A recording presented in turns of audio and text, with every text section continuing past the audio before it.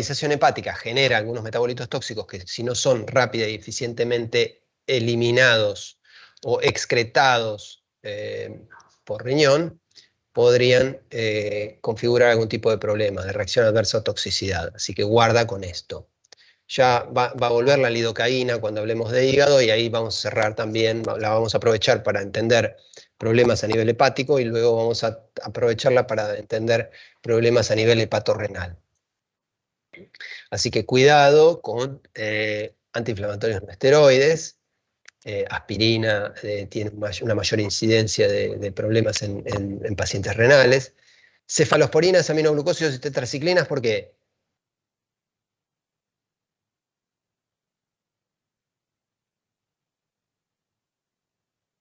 Porque son ¿Por qué tendría que tener cuidado con esos? no son nefrotóxicos. Son potencialmente nefrotóxicos, ¿sí? Es decir, recuerden que algunas cefalosporinas ejercen un cierto grado de nefrotoxicidad. No todas, pero algunas tienen mayor incidencia. Por eso, cuando hablamos en su momento de beta-lactámicos en general, dijimos que las cefalosporinas de primera y segunda generación son bastante parecidas a las penicilinas de espectro ampliado, pero que no configuraban una primera elección, en parte porque, bueno, porque tienen una farmacocinética un poco más complicada y porque la lista de reacciones adversas no es tan buena como la de las penicilinas de espectro ampliado. Aminoglucósidos son claramente nefrotóxicos, nefro y ototóxicos, hablamos de esto. Parte dependiendo del grado de exposición al aminoglucósido en cuanto a dosis y tiempo, claramente pueden llegar a ser irreversibles. Y las tetraciclinas también hablamos a este respecto. Usar con precaución AINES. En términos generales, los nefrólogos preconan el uso de paracetamol, si es posible. El tema del paracetamol es obviamente su filo que carece de acciones antiinflamatorias, así que esto es un problema claro, pero los AINES deben de ser manejados con precaución. Hablamos N veces de esto. Recuerden que una buena parte del flujo vascular a nivel renal depende de prostaglandinas, así que cuidado con eso. Ok. Dejo función renal acá. ¿Alguna duda puntual o sigo? Ahora vamos a abordar problemas hepáticos. Estamos bien, estamos bien. Estamos bien. ¿Estamos vivos? Bueno, ¿de qué hablamos cuando hablamos de alteraciones de la función hepática? Cuando yo pregunté la aproximación intuitiva a esto, me dijeron, bueno, problemas de biotransformación. Sí, es cierto. La función hepática, el hígado es uno de los órganos centrales, obviamente. El principal órgano de biotransformación de fármacos, no el único, lo hemos dicho suficiente cantidad de veces, pero es un órgano central, el hígado, vuelvo sobre ese concepto, cuanto menos en dos aspectos. Uno es el aspecto hemodinámico. Al igual que lo que acabo de decir para los riñones, una gran fracción de lo que sale del gasto cardíaco por minuto va a parar al hígado. Es un órgano central dentro de la hemodinamia. Las fallas de la perfusión sanguínea a nivel hepático conllevan enormes problemas desde el punto de vista hemodinámico. Luego, obviamente, existe la función hepatocitaria propiamente dicha. Los hepatocitos tienen una enorme cantidad de funciones desde el punto de vista metabólico. En el hígado se sintetizan enormes cantidades de proteínas, enzimas, factores de la coagulación, vitaminas. Hay una enorme función metabólica por parte del hígado. Y es, insisto, el principal órgano de biotransformación, pero no el único. Y luego está la funcionalidad de las vías biliares intra y extrahepáticas, la producción de bilis, que es un detergente endógeno que se acumula luego en la vesícula biliar. Es parte de la función hepática normal. Así que cuando hablamos de hígado, de función hepática, tenemos que pensar en todas estas tres dimensiones que tiene la función hepática, ¿sí? En términos generales suele segmentarse o simplificarse, es decir, uno piensa en función hepatocitaria, está bien, es bárbaro, pero obviamente que el grado de perfusión es muy importante. Las principales condiciones o enfermedades que afectan cada una de estas funciones supongo que son conocidas por ustedes. Una enfermedad que afecte función hepatocitaria.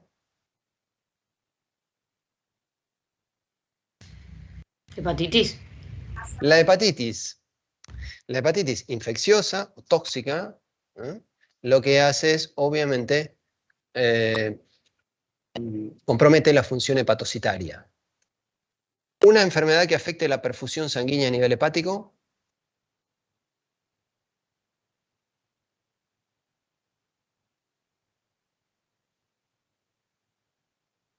¿Escucharon hablar de cirrosis? Sí. ¿Qué es la cirrosis?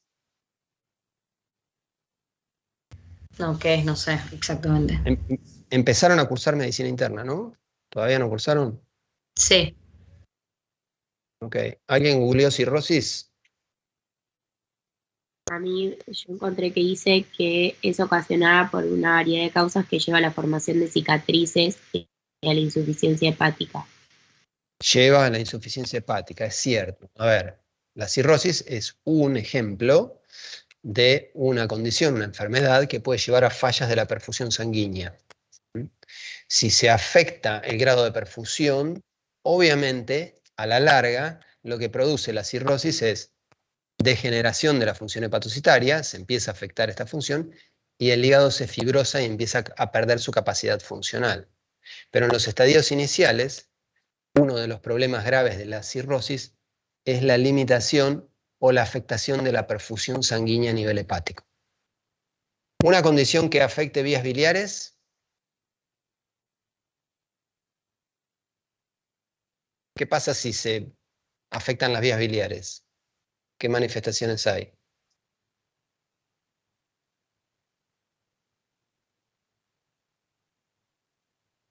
La producción de bilis, sí, perdón, alguien iba a hablar. Claro que la bilis se acumularía, no la eliminaría. ¿Y qué consecuencias tiene eso? ¿No es la ictericia cuando vos ves al paciente que se pone amarillento? Bueno, la ictericia es un signo de disfunción a nivel hepático en general. Se asocia mucho a los problemas de vías biliares, pero también es un signo característico de problemas o de fallas en la función hepatocitaria, ¿sí? Es decir, si se afectan las vías biliares intra y extrahepática y hay problemas en la producción o en la salida o la acumulación de bilis, obviamente hay toda una serie de problemas inicialmente de tipo digestivo. La bilis es una suerte de detergente natural que produce el hígado y que colabora con las funciones digestivas del tracto gastrointestinal.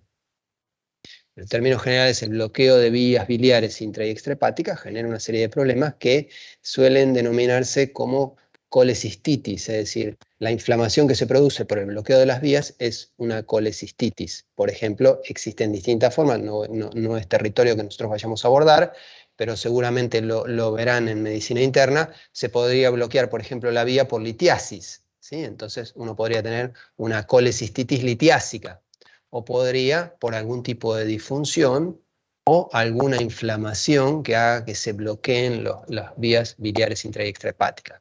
En definitiva, lo que estamos planteando es que la función hepática depende de todo esto.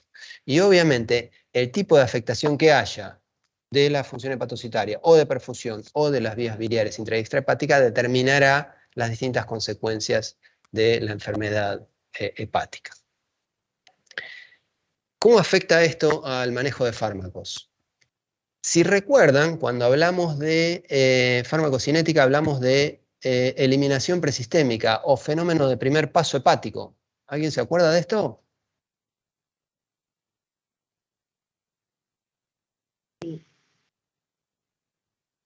¿Alguien lo puede explicar?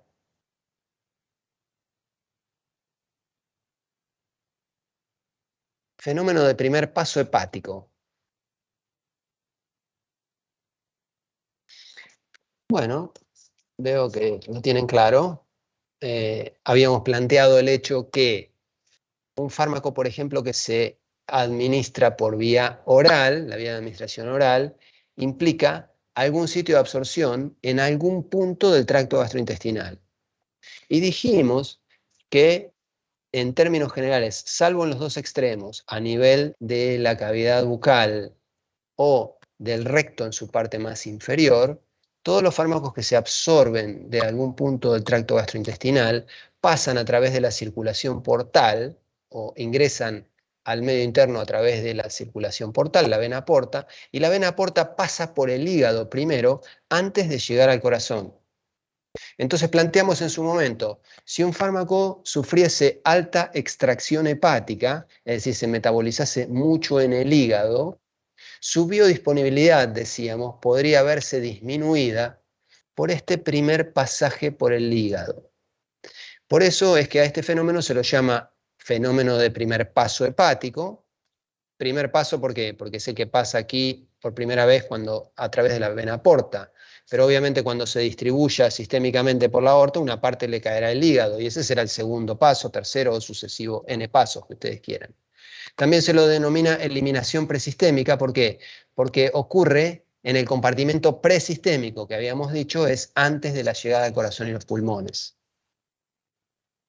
Así que claramente uno debiera de pensar, bueno, si esto es un problema en un individuo sano, sin enfermedad hepática, esto también podría plantearse como un problema en un individuo con enfermedad hepática o antecedentes o secuelas de enfermedad hepática.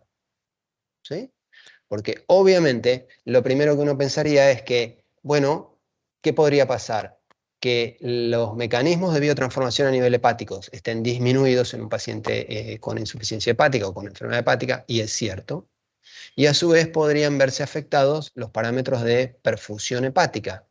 Y ya hablamos y hemos planteado algunos ejemplos de fármacos que tienen un mecanismo de eliminación, una cinética de eliminación dependiente del flujo hepático. ¿Alguien recuerda alguno de esos fármacos?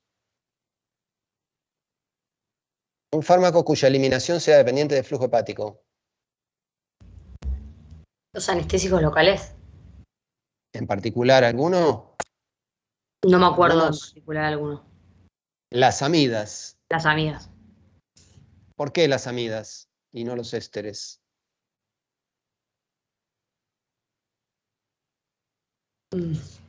No sé. Porque las amidas se metabolizan en el hígado, ¿sí? Por amidasas de alta expresión hepática. Los ésteres se metabolizan ¿dónde? En la sangre. Claro. En la sangre y en los tejidos, por esterasas plasmáticas o esterasas tisulares, ¿sí? Así que esto es obviamente la primera aproximación que uno tiene a la enfermedad hepática. ¿Existen formas de monitorear la función hepática como existe la función renal? Bueno, déjenme decirles que es más complicado aquí. No hay un solo y único marcador universalmente aceptado, un proxy de suficiente sensibilidad y especificidad como en el caso de la enfermedad renal. Y entonces existe algo que se conoce como el score o la escala de Child-Pugh, esto de aquí, que si ustedes se fijan, estadifica a los pacientes en distintas categorías, 1, 2 y 3, midiendo distintos marcadores. ¿Cuáles son los marcadores? Bueno, uno es la concentración de albúmina en sangre, lo que se denomina albuminemia. ¿Por qué? Bueno, porque básicamente la albúmina es la principal proteína, la fracción proteica en el plasma humano, y es producida por el hígado. Entonces, en la medida en que la albuminemia disminuya, claramente es un marcador de problemas a nivel hepático. No es tan sensible ni tan específico como urea y creatinina, pero bueno, se usa. Bilirrubina, ¿por qué? Porque es producida por el hígado. Es producida por el hígado. Entonces, ¿qué es lo que pasa? Si los niveles de bilirrubinemia se van incrementando, obviamente es un indicador de fallos también a nivel renal. KPTT, ¿qué es el KPTT?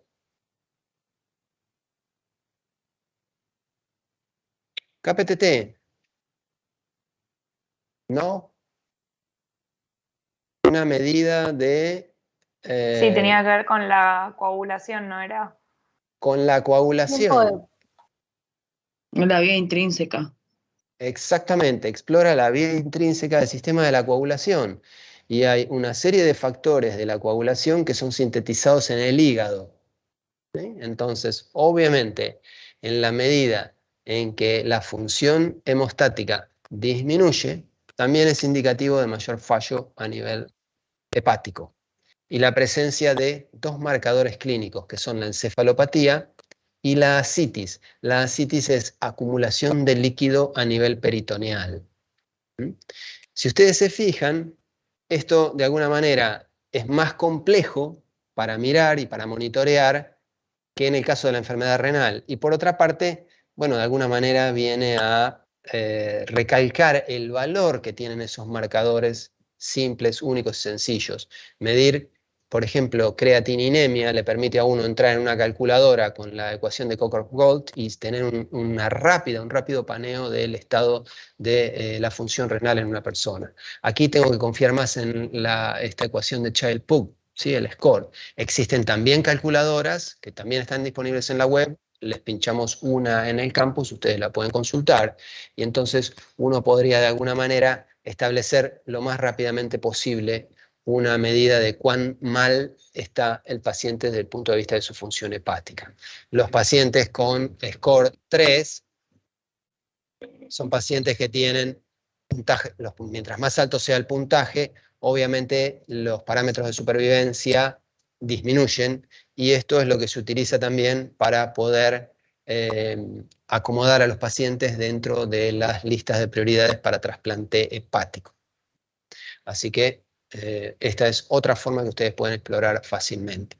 ¿Qué hay por el lado de fármacos y función hepática? Bueno, de la misma manera que tratamos de categorizar para ustedes o de explicar con relativa sencillez lo que pasa con la enfermedad renal, podríamos hacer una analogía con las alteraciones de la función hepática. Bueno, claramente las alteraciones del flujo hepático van a determinar problemas en el manejo de fármacos que son dependientes del flujo hepático. Un ejemplo de ellos es la lidocaína. La lidocaína tiene un metabolismo, los anestésicos locales de tipo amida tienen un metabolismo claramente dependiente del flujo hepático. Los fármacos que tienen metabolismo flujo hepático dependiente se alteran claramente cuando hay alteraciones de la perfusión del hígado. Un ejemplo comúnmente utilizado para esto es lo que ocurre en los pacientes con insuficiencia cardíaca congestiva. Nada que ver con la enfermedad hepática, dirían ustedes. Sí, claramente, no tiene que ver directamente, pero bueno, se lo puede utilizar como indicativo. Fíjense que esto es lo que ocurre, por ejemplo, en clearance de lidocaína en pacientes con insuficiencia cardíaca congestiva, no enfermedad hepática, insisto. Fíjense cómo se disminuye el clearance con respecto al del paciente sano normal. Es decir, que sin que haya la lidocaína como prototipo de fármaco flujo hepático dependiente, metabolismo y extracción flujo hepático dependiente, se disminuye si hay alteraciones de flujo sanguíneo del hígado. Acá, insisto, estamos planteando esto desde el punto de vista del modelo de insuficiencia cardíaca congestiva, es decir, no que haya un problema hepático en sí mismo, sino que las fallas en la perfusión del hígado ya conllevan ciertos problemas. Obviamente, que los niveles séricos de lidocaína se incrementan significativamente mucho con respecto al de los individuos sanos en la insuficiencia cardíaca congestiva. Así que, conclusión, para aquellos fármacos que tienen metabolismo dependiente del flujo hepático, las fallas en la perfusión son un claro problema y van a plantearse en qué sentido. Que la extracción hepática se reduce, las concentraciones séricas se incrementan y la vida media del fármaco se prolonga. ¿Qué pasa con alteraciones de la función hepatocitaria? Bueno, si nos concentramos primero en esta del lado derecho, para lidocaína, y uno diría, sí, tiene sentido, digamos. La vida media se prolonga, aumenta, se incrementa en pacientes con enfermedad con insuficiencia hepática. Y la verdad es que sí, claramente sería bastante fácil de entender. Porque en el caso de la lidocaína, que se biotransforma por amidasas, obviamente los mecanismos de biotransformación se ven comprometidos, disminuye la expresión, la actividad de enzimas, y claramente eso tiene que traducirse en qué? En que la vida media se incrementa, los niveles séricos se incrementarán, el tiempo que el fármaco está dando vuelta es mayor. Si el fármaco tiene un margen terapéutico estrecho, esto podría ser la diferencia entre efecto terapéutico y reacción adversa. Pero fíjense, en este caso es interesante pensar en el paracetamol, cuyo metabolismo no depende del flujo hepático, ¿sí? Simplemente depende